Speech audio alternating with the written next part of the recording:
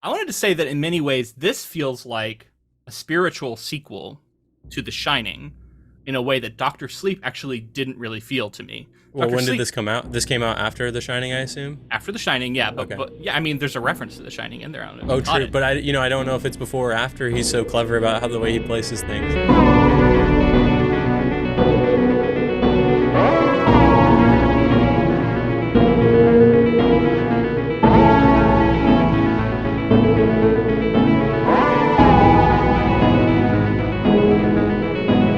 Welcome, friends, to episode 297 of the Ink to Film podcast, where we read the book and then see the movie. I'm writer Luke Elliott, And I'm filmmaker James Bailey. and this week we lock ourselves in a room with Stephen King's 1987 novel, Misery.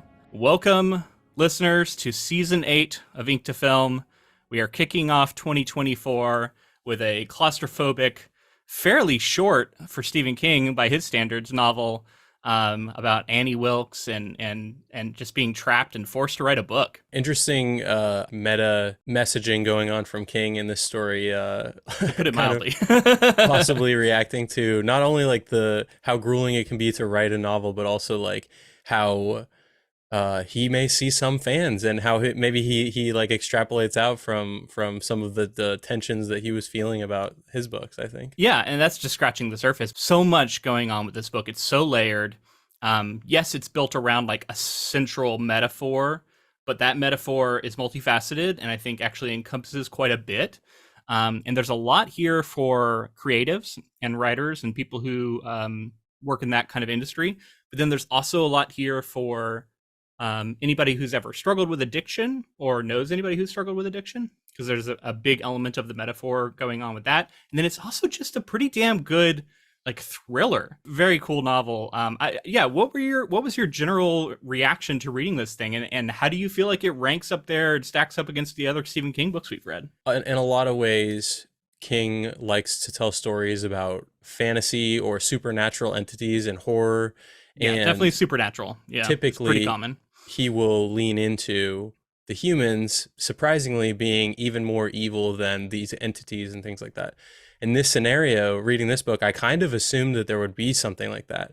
But I think this is kind of a purely human story as far as I could tell, Yeah, in terms I don't of think like, it's a spoiler to say that. yeah, in terms of what people are capable of and what happens when the system fails people in ways, and like what that can mean for others in society. It's yeah, pretty wild stuff. So real quick, we've covered 12. This will be our 12th Stephen King thing we've covered.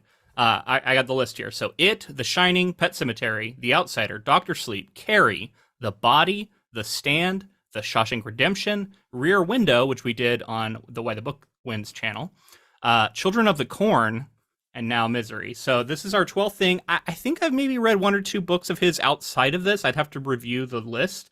But that basically encapsulates everything I've actually read from him, too. So, yeah, that with all that considered, where do you think this comes in for you? Or is it too early to tell? Do we need to like have our discussion first? I think it's probably best to have a discussion, but I will talk about it just in terms of my sensibilities for Stephen King. I do like that sort of supernatural threat. I've always found like his monsters and the way that he plays with that. Like I said, the human element. I like how he does that. This feels so much more like Stephen King was like feeling the most extreme and vocal of his fans, saying certain things about his stories and feeling like he was kind of being boxed in as an artist. And just saying like, I'm going to write this crazy story about how this kind of feels to me in a really over the top way. Obviously, like this is the most extreme version of what he feels.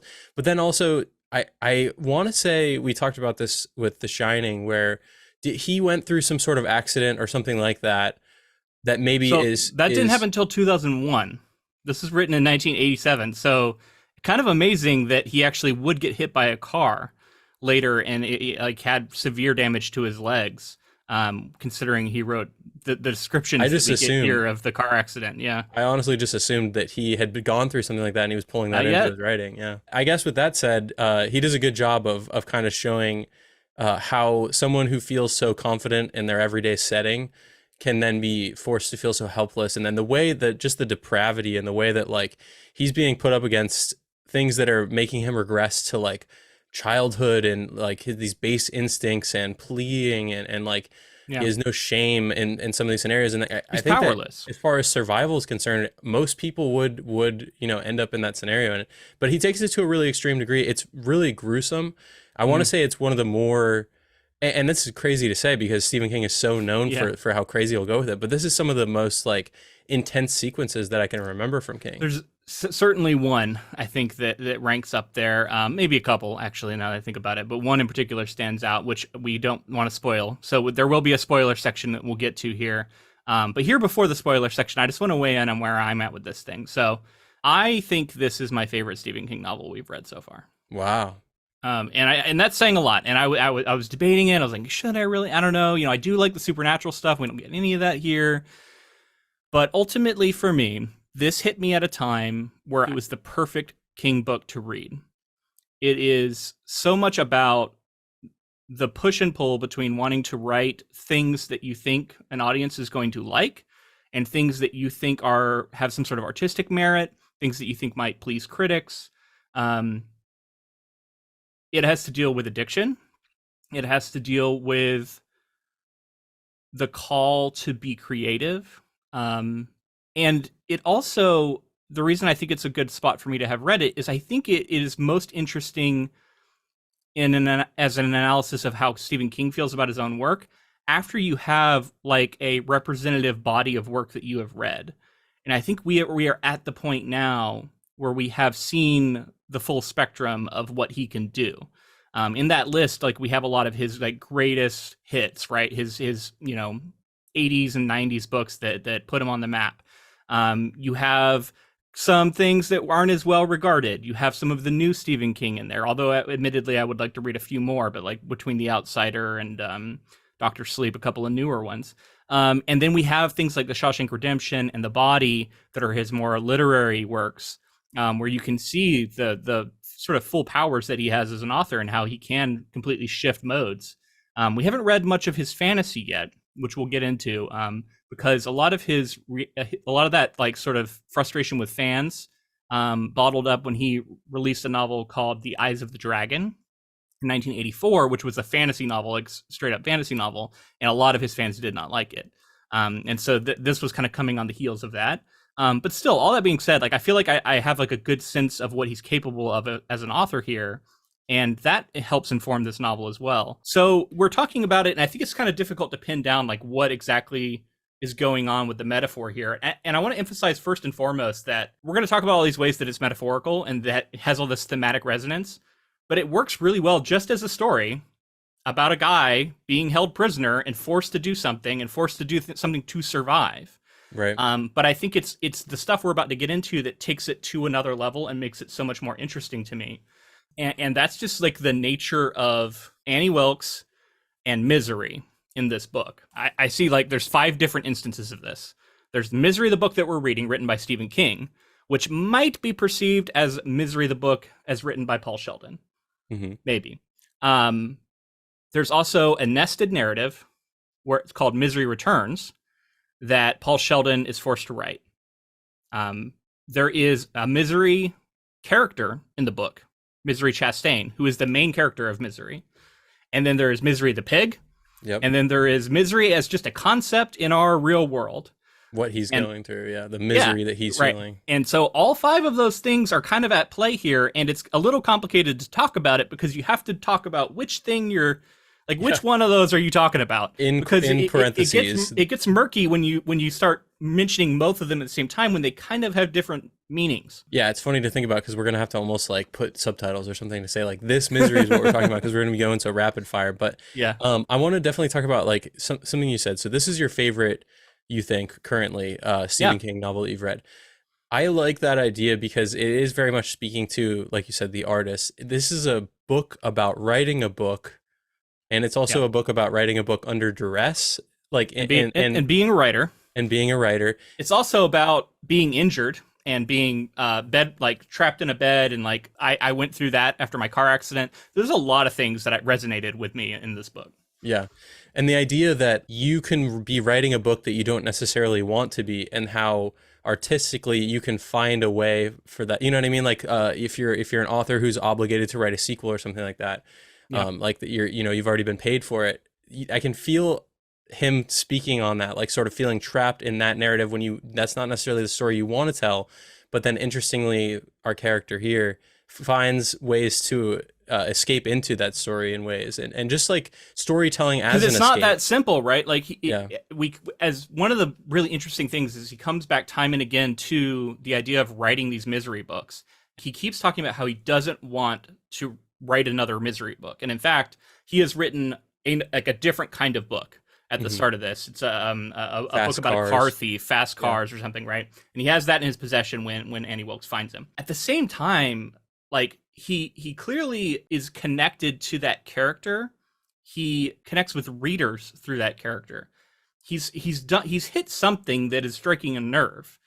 And on some level he knows that even as he resents it, right? Like Mhm. it's complicated. It's not like as much as he hates that character and he hates that series, like it's clear that maybe he's lying to himself a little bit about it. Well, it's To brought him me, success for one.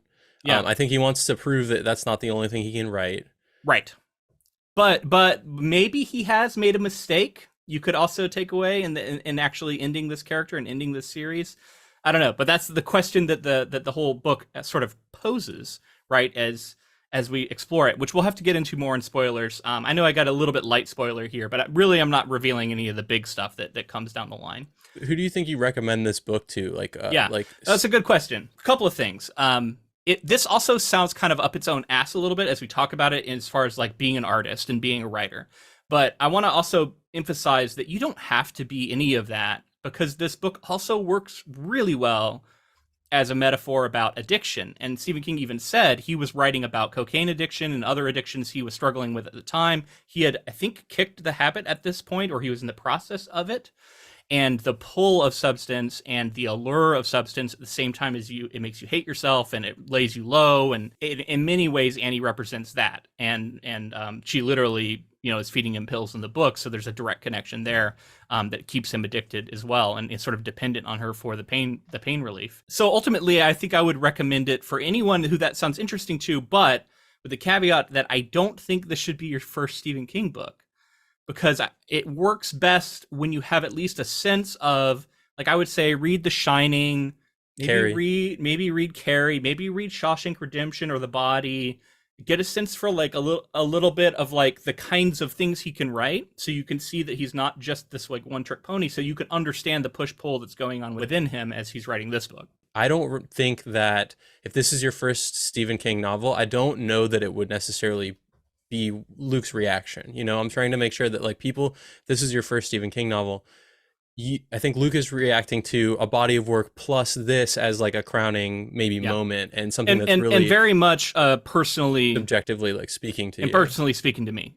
That's a big part of it. I think when we talk about fear and what frightens us, when we talk about horror a lot, and I think it's a highly personal thing, right? Like the things we personally find scary. And that's why you'll hear such mixed reviews of any scary movie. There will be somebody who talks about how it didn't scare them at all. You know what I mean? Like there's always that, right? And for me, like personal demons are always going to be the thing that are most frightening. And I see so many of my own personal demons in this book. It's kind of terrifying. Yeah. So in many ways, it was one of the most frightening books of his that I've read, because it's so relatable to me, at least in lots of different ways. I also just love a Stephen King story where he's writing about a writer. Yeah, it's got all the hallmarks in some sense, even though it's not supernatural. It's got a writer writing about writing. Yeah. It's got a nested narrative. Like it's basically a self-insert writer character. I wanted to say that in many ways, this feels like a spiritual sequel to The Shining, in a way that Dr. Sleep actually didn't really feel to me. Well, when did this come out? This came out after The Shining, I assume?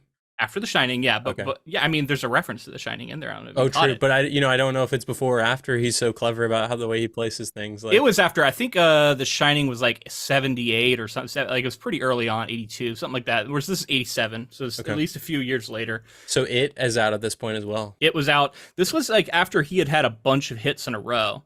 And he had actually already started the Bachman sort of alias. So he was already exploring trying to write with a pseudonym and see what kind of success he could have writing sci-fi novels and other kinds of books, right? So this is definitely something Stephen King was like grappling with, of like wanting to be perceived as more than just a horror writer. Mm. because he was already getting labeled as this horror master, and all of his fans wanted more horror books, but he clearly wants to occasionally write other kinds of Yeah. books. And whenever he would do that, fans got very upset. Yeah. One of my favorite things about this story too is that his fictional narrative that's taking place in the story is a sort of like a period piece romance kind Yep. of thing. And then you slowly see in this version that he's writing where he's being kept captive, it's like it slowly gets like elements of Stephen King added into it and really fun Yeah. like horror It starts Stephen King getting is what I darker. mean to say. Yeah, yeah. I just love that he was like maybe frustrated with being labeled as a horror writer, and then he wrote a horror story. I would call this a horror story with like a romance narrative also baked in as well in an interesting way. Yeah, yeah, with the nested The period narrative, piece, yeah, which, by the way, is super fascinating. So it's not a spoiler to say that he's forced to write this book. He's forced to write it on this typewriter, and over time, the typewriter starts breaking, yeah. and it starts to having handwritten N's and T's and stuff being put in. N's, T's, and E's, I think. Yeah. Yeah. So, well, it progresses over time. I listened to the audiobook for a lot of this, but I also had the physical copy that I was reading on occasion. One of the things I loved about the physical copy is those sections are, the regular font of the book changes to the courier font of a typewriter, and then the N's and the T's have a little handwritten letter in there. It's awesome. It's just a cool little touch. Like, I love that stuff. And then even at the point where it turns completely handwritten, it then turns into like a script. Very fun, very fun. Yeah, I thought that was cool, and I think an author like Stephen King gets that kind of leeway in his printing, right? Like he pushed for that, I assume, and it does add like a lot of fun. Yeah, he's at a level now where he can do whatever he wants. Even at this point, he'd already had so many huge bestsellers. I just think it's fun to break up the story in ways and make it feel like thematically different and give it a different texture, like on the page. That's like it's playing with the medium in fun ways. So yeah, man, this is gonna be. This reminds me of the year we covered Station 11.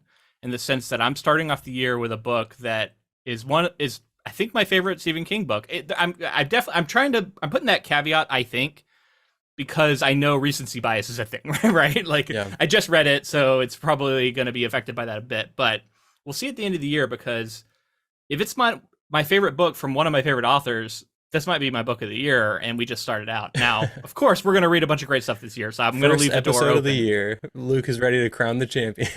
It might be. It's going to be interesting to return to this moment. I guess to say like where I'm at with it too, like I really thoroughly enjoyed it. I think it ranks highly in Stephen King's work. I don't know if it's my favorite, but we can dig more into that. That's fair. Yeah. Okay, so let's talk a little bit about the background of this book. So Misery won the very first Bram Stoker Award in 1987, and it was also nominated for the World Fantasy Award for Best Novel, which is interesting, World Fantasy, when this isn't a very fantastical book, but there you go. It would do well as far as sales. It would place fourth on the bestseller list, got positive reviews. It wasn't until 1990 with the Rob Reiner adaptation that, of course, it would blow up into being even more popular, which is what we're going to cover next week. So if you're curious about what we're going to think of the film, that's next episode. It even later got a theatrical production, which starred Laurie Metcalf and Bruce Willis in 2015. Interesting. Yeah, I didn't know that. So I found this interview with Tabitha King, his wife, and she said, "I have read several pained, angry, and offended letters from fans who mistakenly believe that Steve was recording his true feelings about his readers in Misery. Its exploration of the worst aspects of celebrity fan connection is obvious and real." And later on, she would say, "The public is frequently possessive and unforgiving, without seeming to understand what they are attempting to exercise as a kind of emotional slavery. Money and fame attract the self-seeking, who are willing to do anything, even if it hurts or kills you." So that is also at the heart of all of this, right? And I think that's also applicable outside of writing to this modern culture with internet influencers and TikTok stars, people who want to please their audience. And we've heard a lot about this, about like the push and pull of like wanting the love and attention of your audience, but then also wanting to make sure you're staying true to yourself and being artistically honest and feel like you're creating something that you're proud of. Yeah. Right. And clearly this is something he struggled with, and it sort of manifests here. I can think of a time where I wasn't as understanding towards artists, growing up or whenever, when I would be like, oh, I just want another story. Like, when is it coming? 2 years, that's so long. And like, I do think like, as you especially when you're in this field, when you're in an artistic pursuit, you become much more sympathetic to it. Yeah. But also just in general, like when you let go and consume other artists' material and let it take its time, like you always would rather the artist have the time to create the thing they want to make.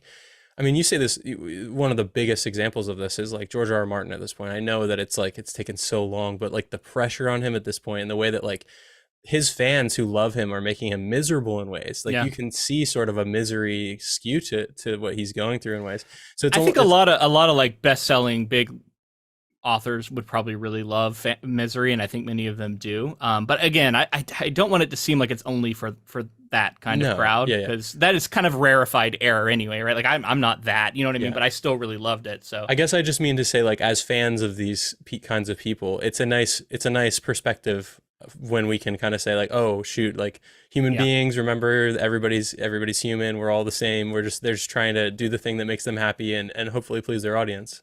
And one of the things that makes me think of is how frequently in the book he's trying to explain some element of storytelling to her. He's like, you know, the reason the book is like this is for this reason, and you got to chain. You know, he's explaining his other book that she ends up hating, and like, he's trying to explain this stuff, and he talks about how like if he was teaching a creative writing class, all these students would have been eating this stuff up. Yes, but she doesn't give a shit. She's like, just give me the fucking story. Just give me the story. And she treats it as this like divine thing that is created by him. And so she just wants to know the story. And at one point she even wants him to just tell it to her. Yeah. Because she gets so impatient. Right. And it's like, he's like trying to explain, like, it doesn't just happen that way. I have to like create it on the page. And even as he's engaging with this fan who doesn't understand any of it, he's being put in a life or death situation where he's forced to create. So I also loved all the ways it talked about facing the blank page and like figuring out what's going to happen next and how to craft a narrative and what is true and what isn't, and how like at first he writes a version that doesn't feel as true to him.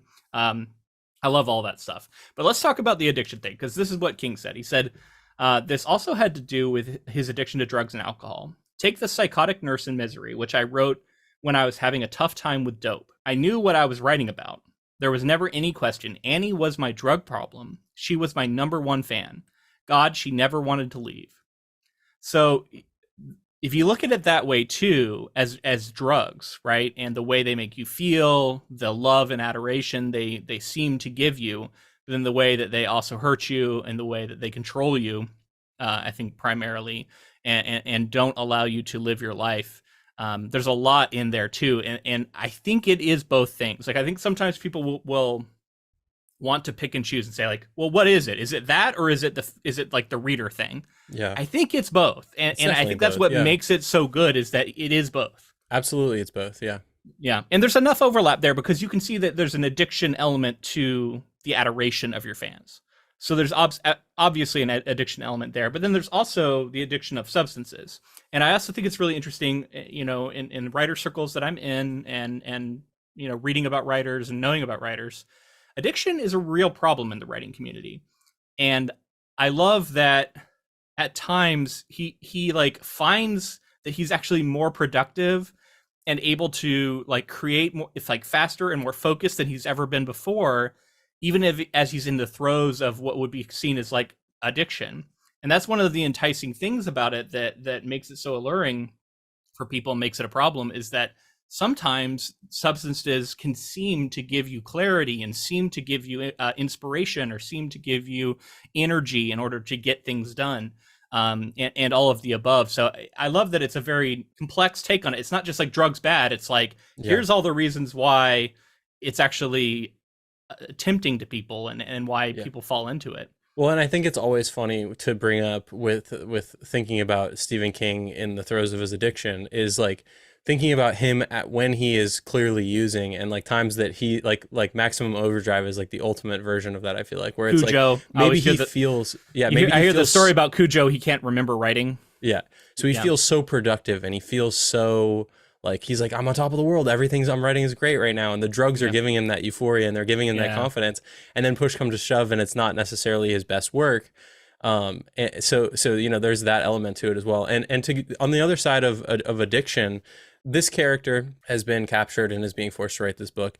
And in some cases, the character is commenting on how fascinating it is that they are so productive. Like normal Yeah. schedule, keeping, and it's almost like Stephen King saying, like, imagine what I could get done if like no other distractions were around for me, as horrific as this is. Yeah. And the idea of like gun to your head, like what could you do, and like, you know, for maximum efficiency and maximum production. But like that's no way to live, obviously. Yeah, and he there's some of those passages are really interesting where he's talking about how writing is a thing where you're, I forget, there's a line in there he quotes, it's like studying tragedy from a place of peace, or looking at strife from a place of peace, because if you are in crisis, it's usually very difficult to produce, and so, but you're often reflecting on crisis when you're writing.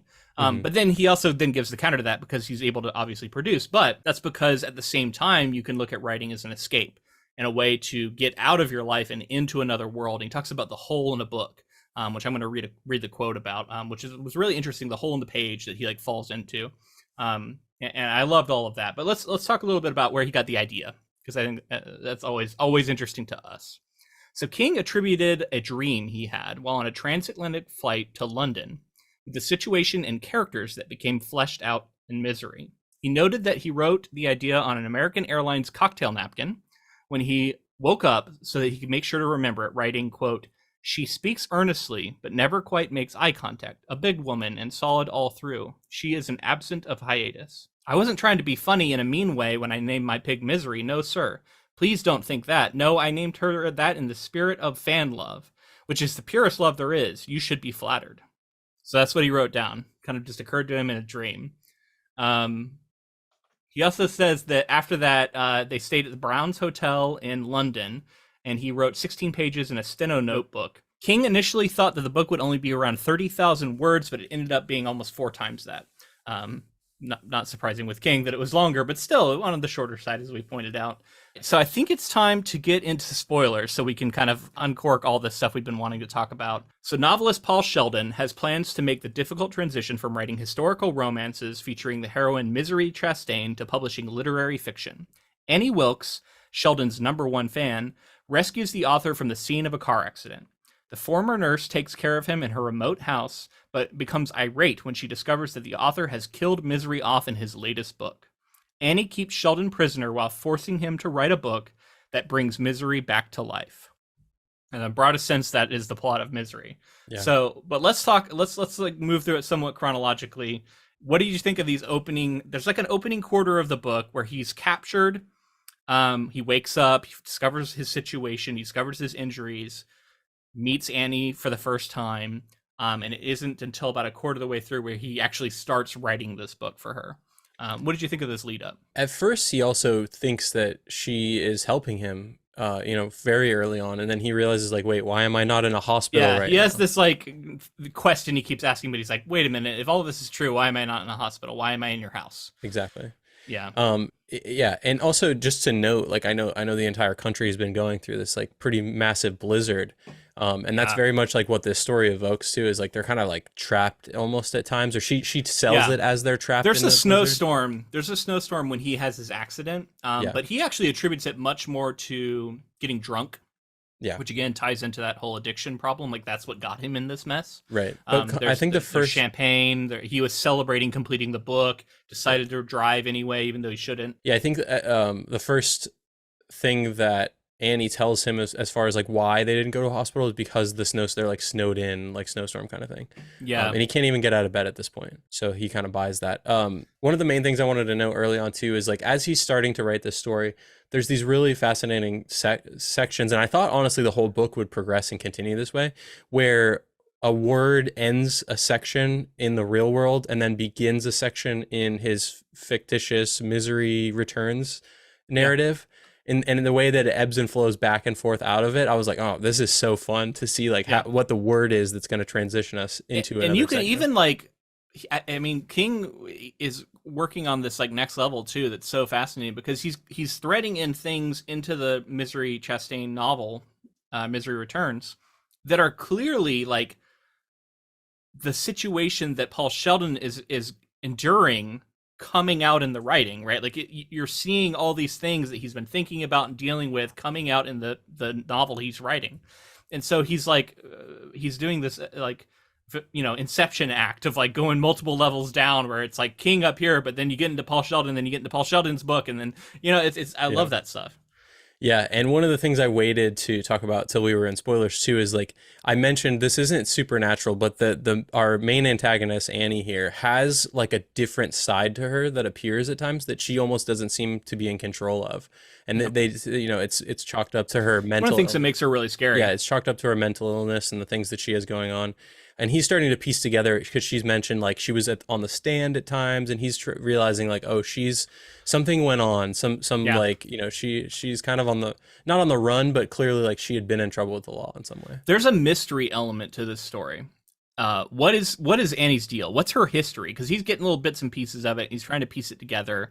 How dangerous is this woman? Is an Yeah. ongoing question that we end up finding out is extremely dangerous. Yeah. But early on, you don't know that necessarily. And I love the way he starts to hint at that with her explosive rage. Yeah, and he mentions like the way she has like this 1,000-yard stare almost like She kind of has like Annie's gone. catatonia she goes into. Yeah. Yeah, Annie's gone, and it's totally like cold being that's there in the room with him. And I think Mhm. one of the first times is with the rat, right? The rat trap or the mouse trap, and that's starting to Yeah. to see when she. That's one of when the he's times where really she's like realizing. violent while in one of those Yeah. states. And I felt like their story was going to lean into like him getting Stockholm syndrome and being at the beginning at least I felt like maybe he was going to start like loving this person based on like how she was doting on him and treating him and all this other stuff, and then it turned into very quickly he was like, oh shit, no, it's not that kind of story. It's more so she is like, what is she capable of if I don't listen to her? And it starts out with small things, Yeah. like she'll, I don't know, I think she like hits him on the leg where he's been injured at first, and Yeah, that's like the first that. time she punches him like in a particularly painful spot on the leg and causes all kinds of problems. And then she starts leaving him, in which he's forced to try and scramble for pain medication. She Yeah, leaves him, and he's like no food, no water for like a couple yeah. days. And he figures out that she knows like just enough. Like she's had this history as a nurse. She knows enough to like keep him alive. But also like it's clearly a terrible caretaker with the whole like leaving him for days and stuff. So he keeps coming back to this Scheherazade fable. He keeps mentioning it and talking about it, how he's trying to be Scheherazade and she is like that and the situation's like that.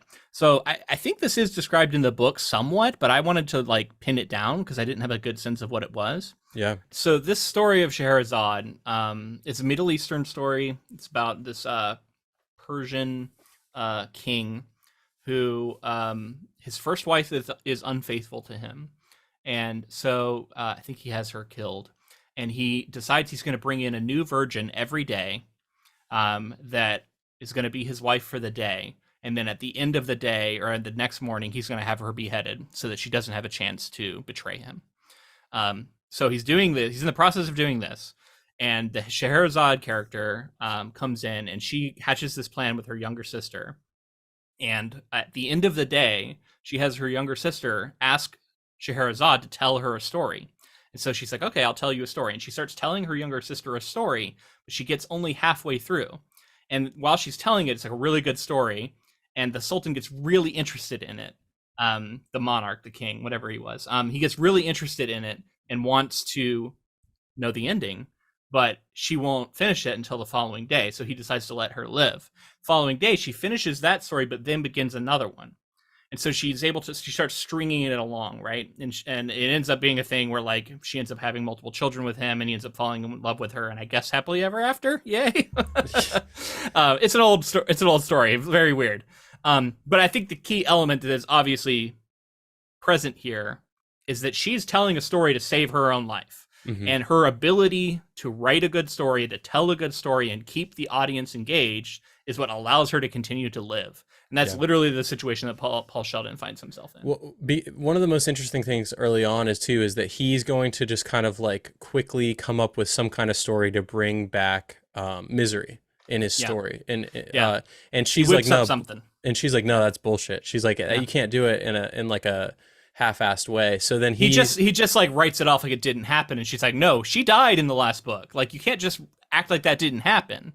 You have to find a way to actually like honestly get past that. Yeah, so she sets him. She actually like gives him an idea and he runs with it, and it was helpful, and it kind of blows the whole thing open, and he has like multiple characters that have been stung Yeah. by bees and then Very Edgar Allan Poe buried alive. solution to like actually she did get buried and now she's down there like clawing at the coffin, and we get Yep. some pretty horrific imagery, and then they end up digging her up and finding out that she is alive in her little literal grave.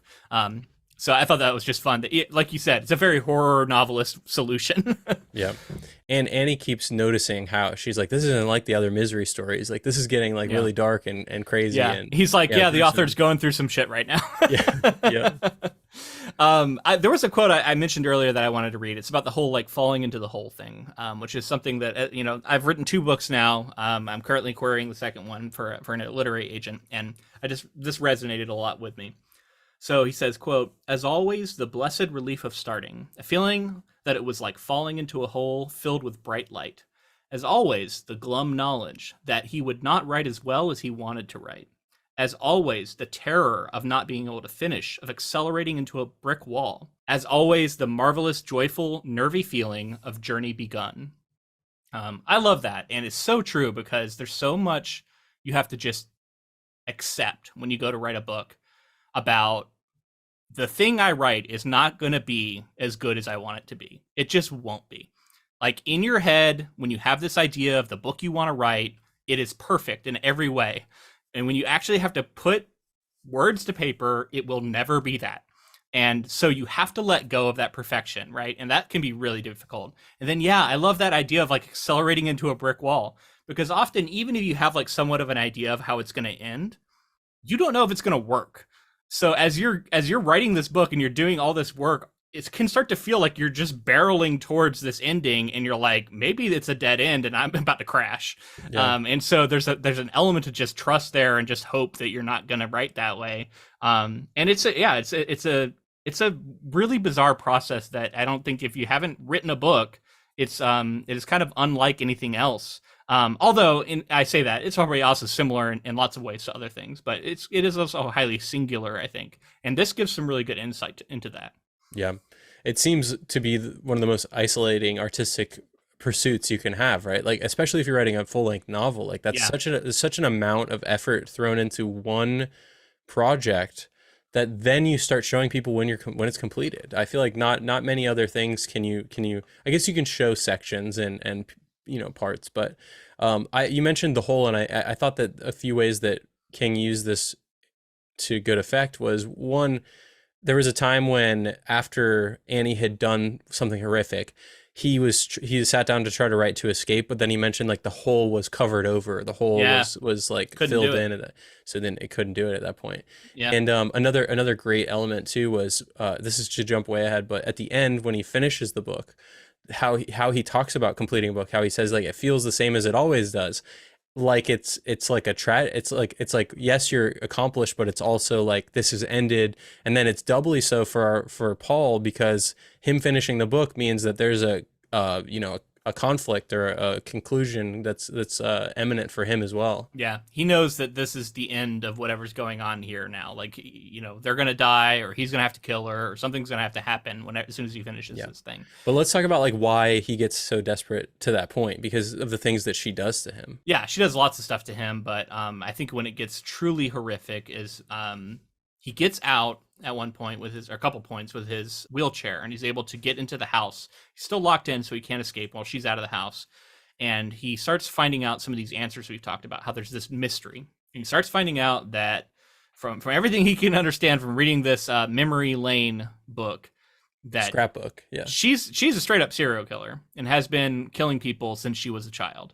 In many different ways. It sounds like maybe accidental. She lit a fire that killed some people that were like annoying her. Her father, perhaps, or stepfather, fell down the stairs. There was a dead cat that it seems like he linked to her. And then he realizes like these are literally like a scrapbook of her kills, which is actually a thing that serial killers often do, is have some sort of keepsake or way to remember. Trophies and and then it goes through her, she becomes what is called like an angel of death type killer, where she starts taking these jobs where she is like killing the very old or the very sick, who otherwise were looking like they were going to die already. And then like often these become very difficult for people to um, tracked down, and for like people to even realize what's going on. And unfortunately, this is also a real thing that has happened, several times. And even recently in England, there was a notorious case of a woman who killed a bunch of babies. And that's another thing that we find out that she has done. She started killing infants in a maternity ward. And Before they're really even got caught given for that one. names in some Yeah, cases. and she says something about how she doesn't feel like they're ensouled yet. Yeah. And that's the thing, is like there's super bizarre things going on in people's heads. I mean, it's very sick, very psychologically damaged people in these situations. And he gets into a lot of that. But then she also like kills a guy with an axe later on, and in a very violent way, chopped him up, it seems like. And that sort of leads into some of the more violent stuff we're going to see. And that was like the one thing for me, as someone who does consume a decent bit of true crime stuff, that I'm not saying is impossible, but is extremely unlikely for a serial killer, especially one who's been at it as long as she has been at this point, to completely switch the mode of killing. It's just very unusual. Usually they find a way to do it and they can kind of stick to that. And she is essentially a fairly non-violent killer in the sense of like dismemberment and confrontation. She's killing people with poison, killing people with medications, things like that. It would be very unusual for someone to make the jump to axe murdering somebody. Yeah, she does.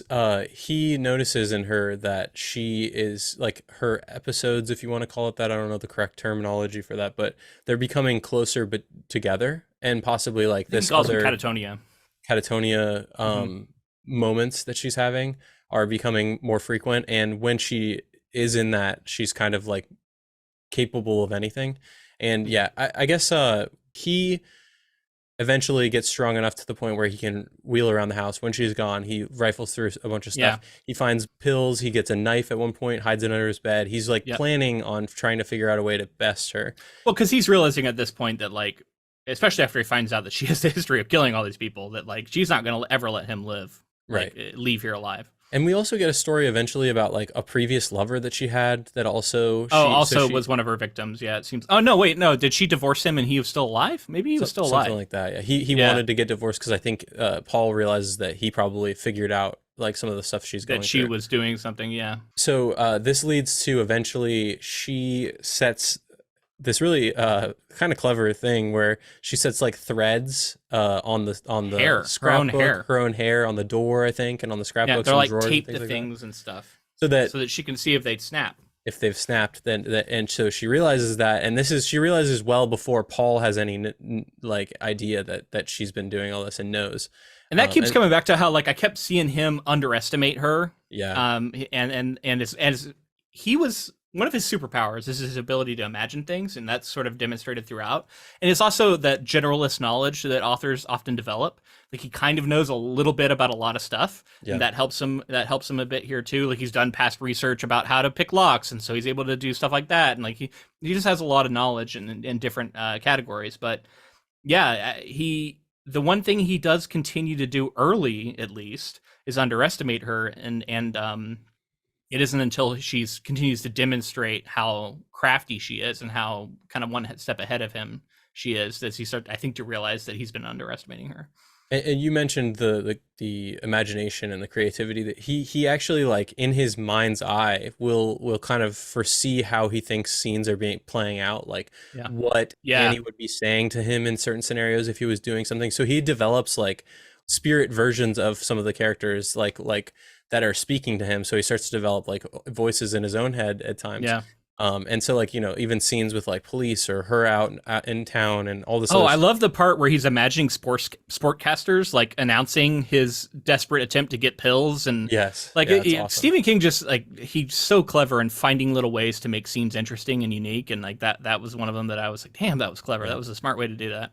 So basically, eventually she thrusts on him the knowledge that she knows that he's been going around grabbing stuff. And she's also kind of wrong because she mentions like she's noticed that threads are broken upstairs and in the cellar, and she sees that she thinks he's been getting everywhere, and he's like, I couldn't have gone to some of those places. There's like rats and there's other ways they could have just broke in over time. And so he realizes that even her little system is imperfect, but that plays right into her paranoia. She's like, oh, you could have thrown yourself off the wheelchair and climbed up there. Like you could have done it. So she thinks he's doing even more than he's actually doing. And this builds to the scene that's pretty gruesome where she finds the knife and she gives him like a really massive dose of some kind of She injects him with a pre-op shot. Yeah. yeah. So He's like, what does that mean? yeah, he can't move basically. And she uses the knife to cut his foot off. No, she uses a rusty axe Oh, to cut his foot off. You're right. The knife was for something else. Yeah. Yeah. She found that. She almost got cut on it, when it made her mad. But then, like, yeah, she brings in an axe and she like slathers it in something to like, you know, keep it clean. But then he notices like spots of rust on it, which is super disturbing. And then, yeah, she takes an axe to his foot, chops it clean off. And by clean, I mean it takes several hits. Really horrifying, and then takes a blowtorch to cauterize the wound. And one of the most disgusting sequences I think I've ever read from Stephen King. And something else that really just zeroes in on how crazy this story can get is like the following morning she's like tending to him as a nurse would, like so like acting as if nothing happened and it wasn't her fault. It was part of his injury from, you know. Well, she blames it all on him. No, she's like, it's all, you know, this is your fault. You caused it to happen. Like, I actually care about you, but if you're going to continue to misbehave, this is what happens, right? It's that kind of, you know, situation. She justifies everything she's doing as like, he caused this. He brought it onto himself. Earlier on, she throws like food against the wall or a drink against the wall. And yeah, look what you made me do. Look, what are you doing? You did this. And then eventually he like complains on the typewriter that like the T isn't working anymore. And that's when she, I think, takes the knife and cuts his thumb off.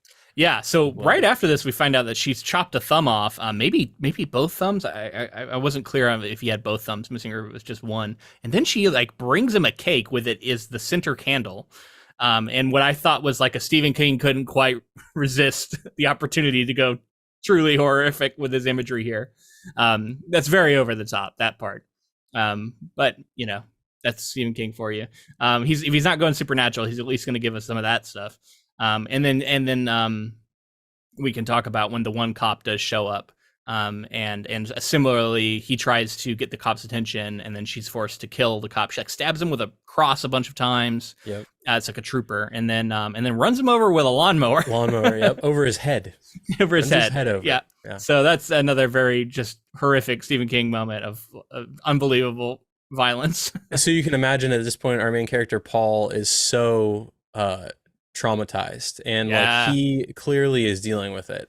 Even at this point, he gets to the point where he's so afraid of her that he won't even make a noise the next time the police come, which I actually thought was really true to life, because in these situations where people are held captive, often that's the reason why it takes so long, and it's not their fault, but like they become so terrified of their captors that they'll even go into public sometimes and won't say anything to people because they become so convinced of the ultimate power that this person holds over them that they just can't bring themselves to go against them.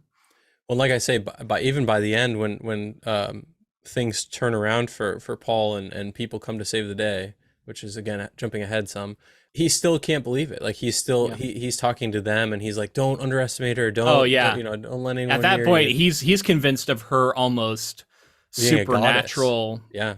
She calls her a goddess many times, and that's this whole metaphor about her being this idol, this stone idol, and sort of an unforgiving goddess.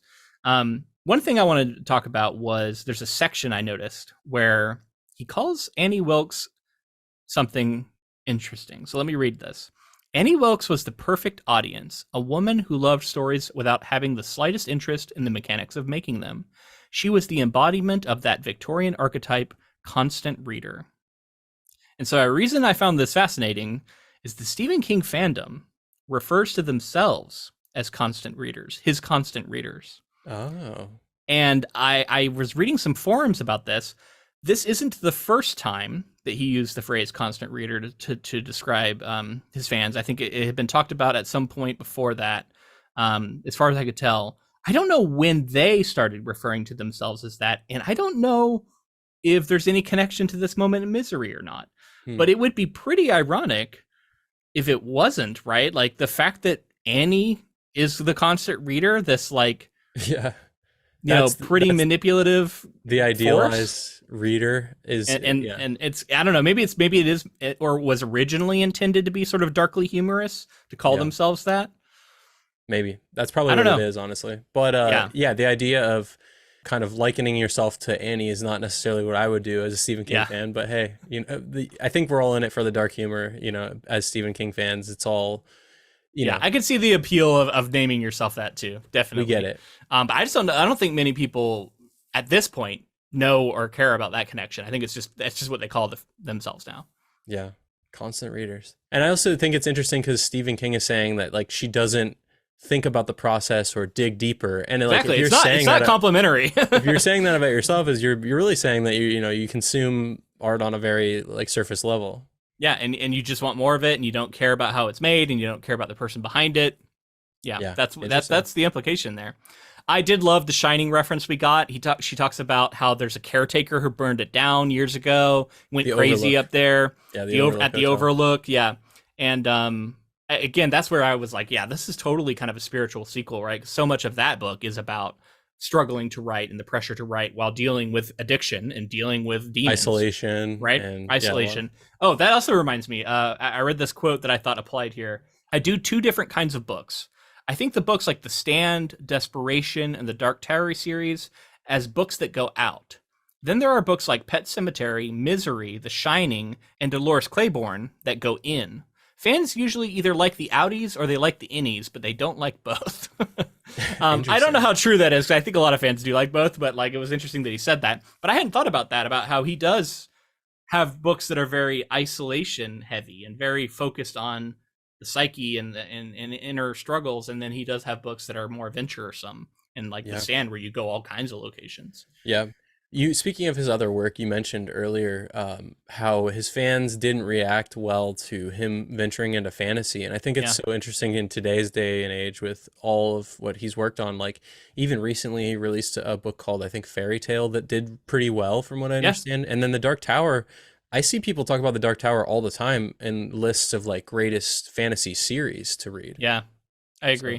So, pretty wild. I think the fans have come around on this somewhat, but I can see that there was probably many holdouts. And when you have a fandom as large as his, there's always going to be a vocal minority who are going to seem representative of a larger group than they actually are, who are going to be writing him letters and being very angry with him. And I can see him thinking that this is a representative of a larger chunk of his audience than maybe it is.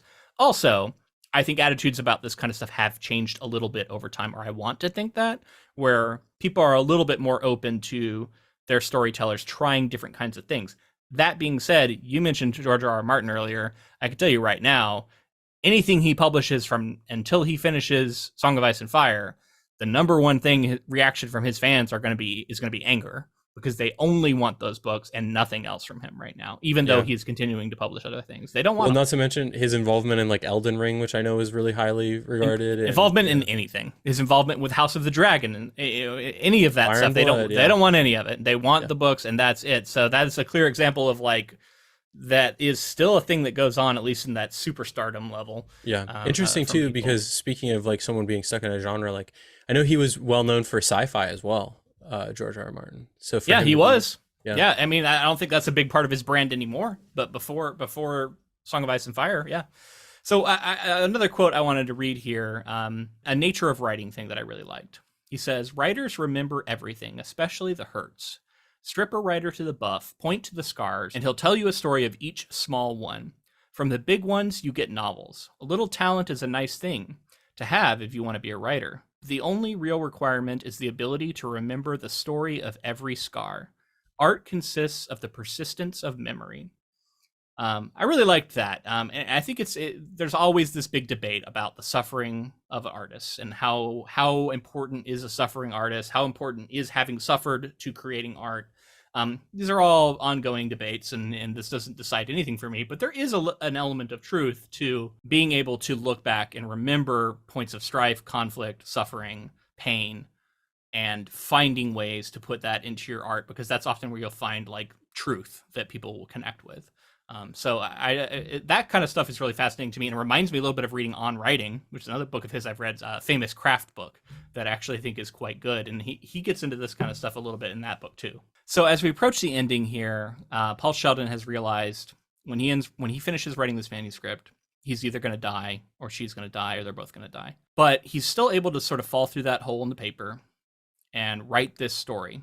And in this story, Misery has been resurrected in a sense, discovered that she has this like rare allergy, and they do go on this journey to Africa in which they're dealing with all these different goddesses and these priestesses, and he finds out that there's like all these many different kinds of gods, and that narrative, I will admit, I wasn't following as closely as like the overarching narrative, but there is like something interesting going on there too, because if we want to look at it metaphorically, as I've talked about with Misery, like how does this all tie into addiction? What's the message here? And that's something that I want to sort of have in our minds as we talk about the ending here, and like what we think the message is of this book, right? So at the end, what actually happens is he completes the novel for her, but then he's like, I'm gonna actually cause her pain, and the way that I can do that is by burning this book in front of her, because it's the one thing she cares about. It's the one thing she wants before she dies and before she probably kills them both. And so he's able to steal this lighter fluid, a match, calls her up and burns the manuscript in front of her.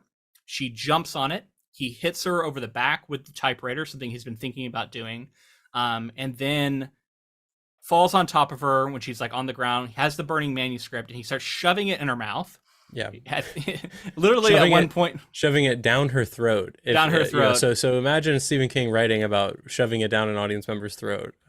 Really that's the one thing, is this is full 80s King, so there's a lot of like, holy shit descriptions where it's like maybe a bit borderline or even over the line. And I just mean to say like there's sometimes that I feel like King is so fed up that he wants to shove a story down someone's throat. Like he, you know, it's kind of angering him. He literally says, suck my book to her. So that is a phrase that comes out. Yeah. But yes, he starts shoving it down her throat, choking her with it. She's on fire and burning. She's like, she can't talk. And then she like goes still, and he like tries to crawl away. And then she starts doing this zombie thing where she's still alive. She starts coming after him. He has to try and escape from her. He closes a door on her.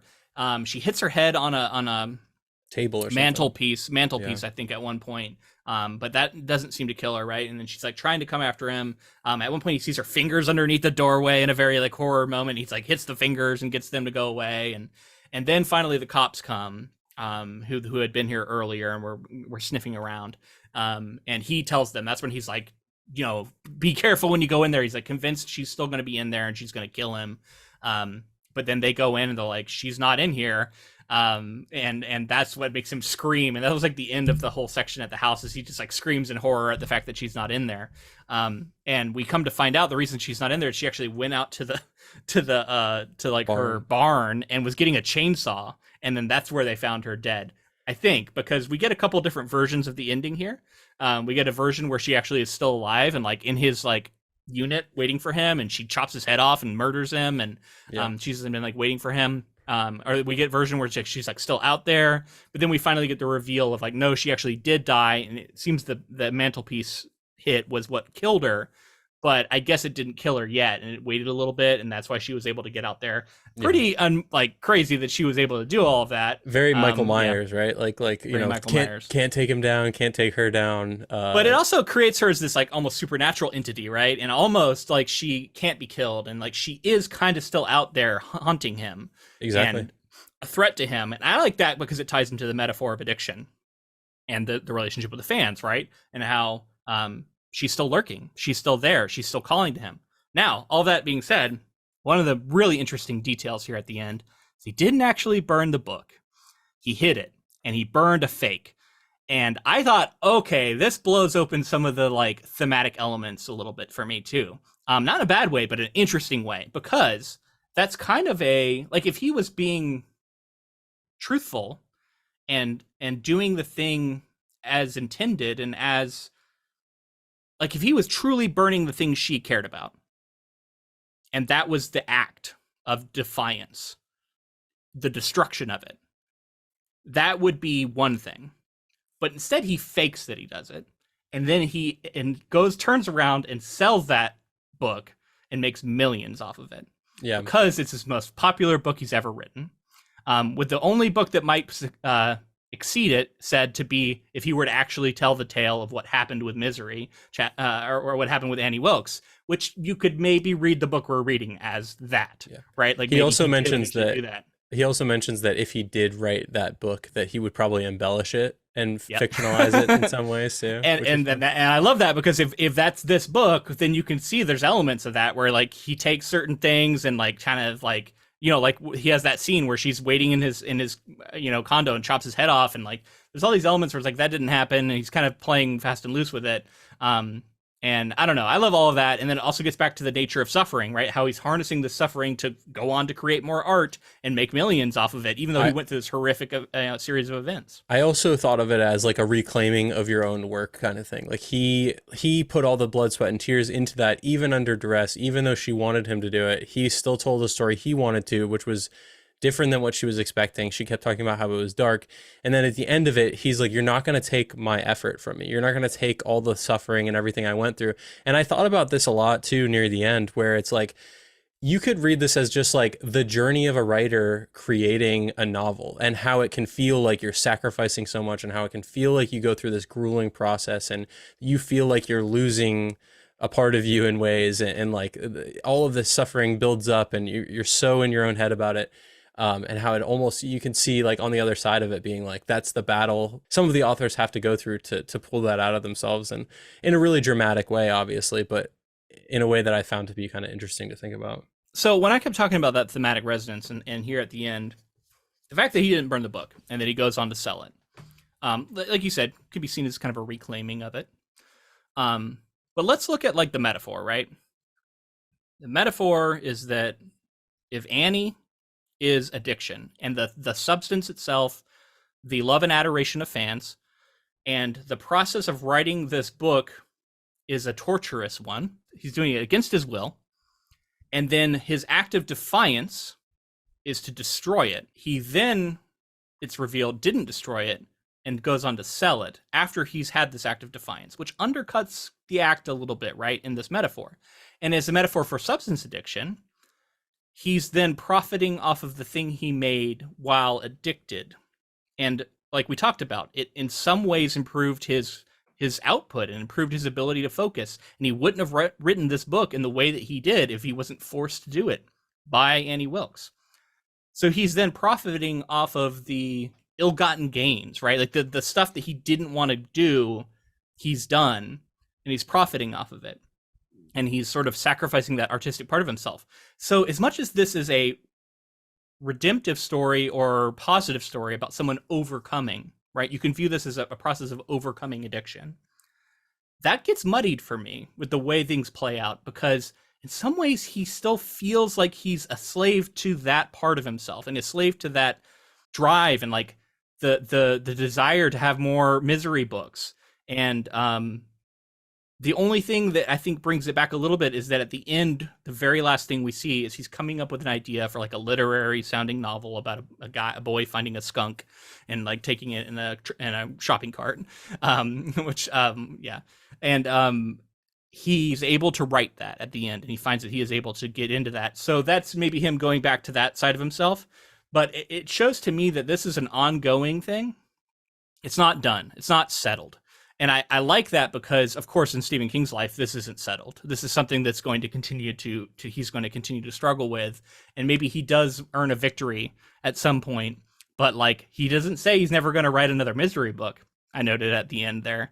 I think the door is open, and you could imagine that after the success of this last one, people are going to want more Misery books, and maybe Paul Sheldon's going to write them, which then kind of feels like he failed, right? Yeah. You could see it that way. The interesting thing too to note is like he after this traumatic experience, he can't write anymore. He talks about how he wanted to pick up writing again. He wanted to start writing something else. And it wasn't until he found like a new spark. So that does feel like a new beginning in ways, and it does feel like kind of a positive way to leave it. But he clearly in a scene right before he starts writing, he sees Annie pop up, and he has to like use possibly some therapy techniques that he's learned to like sort of blink, like he shuts his eyes and opens again, and she's no longer in his doorway in his condo kind of thing. So like you said, maybe some lingering effects for sure, and something that's always going to be there, but possibly like a I don't know, an arc that's been like somewhat completed for, as far as Yeah, this is concerned. I think so, because ultimately I say all of that because those are all questions I had.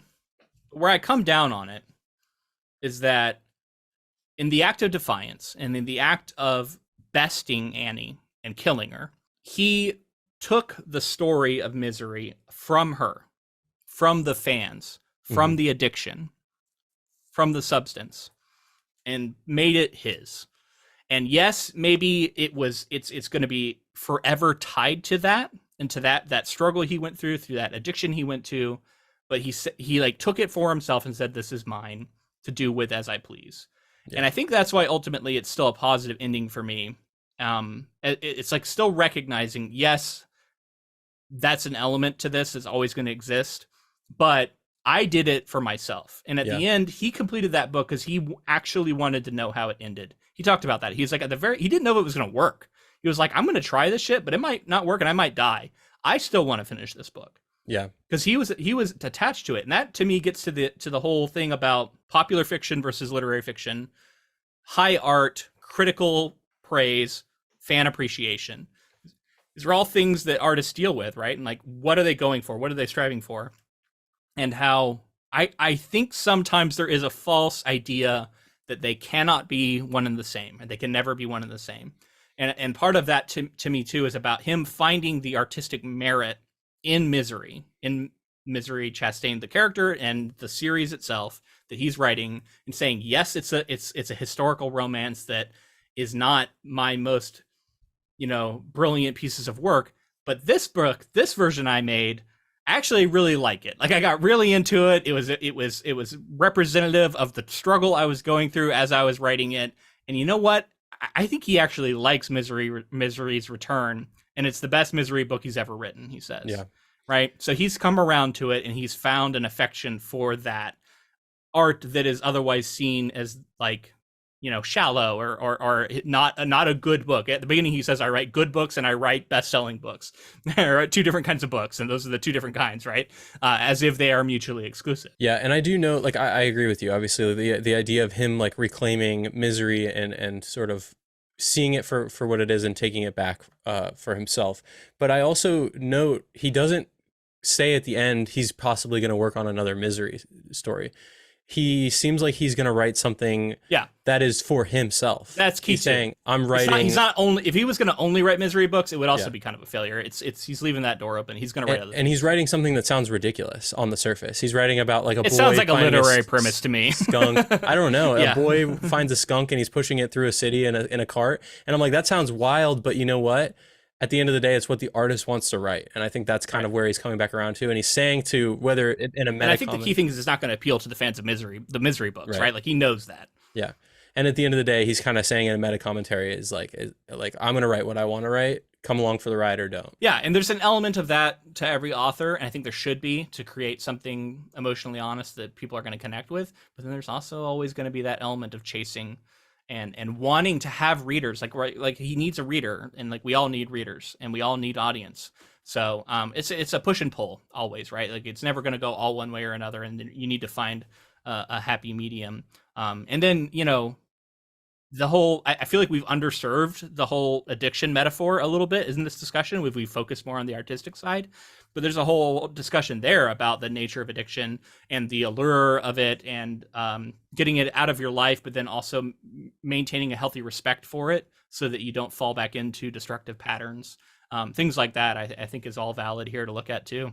But yeah, we're running out of time here, so I think this is where we're going to have to leave it. What a fun book to start off our season with.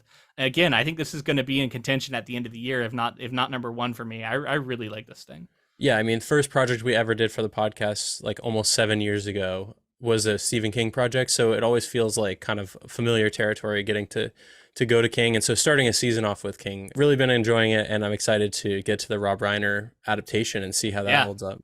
Me too, man. I'm really interested to see this movie because I should have put this out at the beginning. This was not a book I'd ever read. I think I've seen this movie, but maybe just parts of it. It's one of those movies where I'm like, I don't know if I ever watched the whole thing. I knew the rough plot of it. I'm going to be so fascinated to see how this stuff makes the transition to the screen, what gets omitted, what gets introduced. There was a lot of mystery elements that I thought were going to be picked up. Like, I thought there was going to be reveals about Annie being the cause of the accident and like all this stuff. And then we didn't end up going there at all in the book. I wonder if we'll go there in the movie because I don't know. I think that would be tempting to a screenwriter. So I'm really curious to see that next week. But I also wanted to talk about how we are sort of rapidly approaching episode 300. And we have some plans. And right before episode 300, we even have a special episode we're going to be doing. We are planning to have the author Paul Tremblay, which, if you're a fan of Stephen King, is a name you should know. And we are going to have him on to talk about his adaptation, Knock at the Cabin, and how it relates to Cabin at the End of the World, his novel that it was based on.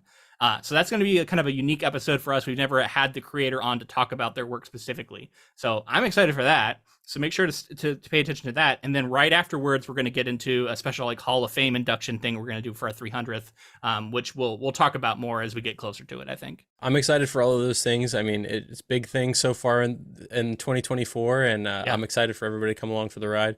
Be sure to connect with us on social media. We're on Facebook, Twitter, Instagram, all of those at Ink to Film. We're also on YouTube. Make sure to subscribe and click the bell. Do all the things that they tell you to do on those platforms. And leave a comment. Let us know what you thought of our takes on Misery and how that conflicts with what you thought or if you agreed with us. Also, if you would like to support this podcast, we have a Patreon, patreon.com/inktofilm. Speaking of the whole thing where we're talking about the upcoming episode of Hall of Fame inductions, we do our initial narrowing in our upcoming bonus episode. It's going to be releasing very shortly after this one, where we're going to talk about why we chose the things we chose, why we narrowed it down to the ones we did, and how we're going to approach selecting three titles to be our first ever class for the Hall of Fame induction. Anyway, all of that is going to be on a bonus episode exclusive to patrons. So if you're curious about that, go to patreon.com/inktofilm, and we have all kinds of other bonus content on there as well. And please leave us a rating and review on whatever platform you're on. I know it helps spread the word. So if you're on Apple Podcasts, if you're on Spotify, anywhere you're at, if you can leave a comment or a review, please do. And spread the word. Tell your friends. And thank you to Ross Bugden for the use of our intro and outro music. All right, that's going to be it for episode 1 of season 8. Hopefully you stick with us. It's going to be an interesting season. Excited to get to a lot of things. Until next time, keep adapting.